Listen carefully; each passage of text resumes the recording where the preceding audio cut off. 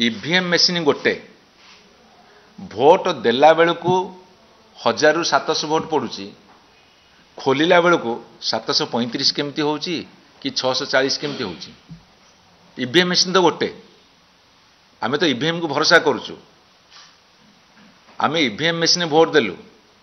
Vote देला जो 1000 vote जदि गोटे बूथ रे अच्छी जदि 700 भोट पुलिंग हैला ताहाले 700 भोट बाहर गणति टेबुल उपर ताले सेठी 15 खंड बढ़ी जाउची केमिति 20 खंड कमी जाउची केमिति गोटे गोटे बूथ रे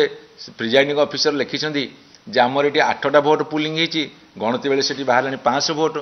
कोडी लिखिछंदी हमर एटी 600 केते भोट पुलिंग हेची सेठी गणति बेले बाहरलानी 613 भोट। एई जो असंगतिटा हला ताले एटा काहा को दोष दबा ईवीएम को मैन ऑपरेट करे मनीष ऑपरेट करे जदि मनीष जालियाती करिवो ताहले से जालियाती फलाफल आसो तेणु जालियाती फलाफल जो दल जीतब से जालिया दल हम ए भाबार किसी ना जालियाती जालियाती हम जालियाती जालिया हम तेणु यही कथा आम पचारूँ ये कथा मुझे कही न था ये कथा कह बाध्य ये आमे गोटे दायित्व संपन्न विरोधी दल हिसाब से जिते लोक मैंडेट देले मानिलु ठीक अच्छे आम आम दायित्व निभाऊँ लोक स्वर हो किंतु आमे तुमको डाटा मागिलु तुम देलनी सर्टिफाइड कॉपी मागिलु देलनी आरटीआर मागिलु देलनी आमे जो तथ्य 6 मास रिसर्च करी बाहर कलु ताकू आमर मान्यवर एमपी माने राज्यसभार एमपी माने गले इलेक्शन कमिशन देखा करी आसी प्रेस कॉन्फ्रेंस कले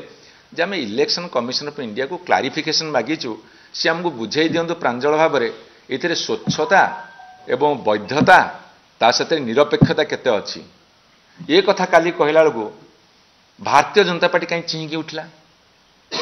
सी कहीं चिहिकी उठिले आमे तो भारतीय जनता पार्टी ना गतकाली नहीं नथिला हमर विधायक एमपी माने आमे कहितु आमे इलेक्शन कमिशन ऑफ इंडिया को पचारिचु तमर स्वच्छता वैधता निरपेक्षता प्रकाश कर सांगे सांगे भारतीय जनता पार्टी सामने चली आसला अरे ठाकुर घरे किए ना आमे कदली खाइनु ओडिशार लोक कहते अल्प हो बहुत नवीन पट्टनायक पुणी सरकार करेंगे से साधारण लोकंर सन्देह सृष्टि होती साधारण लोक एबे भी कुहाकुही होउछंदी केमिति एमिति हैला एमिति केमिति हैला ये जो प्रश्नटा लोक मान भितर अच्छी से प्रश्नटा आमको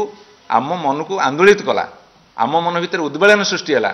जे लोक मैंने कहते स्थिर चित्तर एवं दृढ़ भाव में जे नवीन पट्टनायक सरकार हारिया उचित नुह नवीन पट्टनायक हारिया उचित नुह से आम रिसर्च आरंभ कलु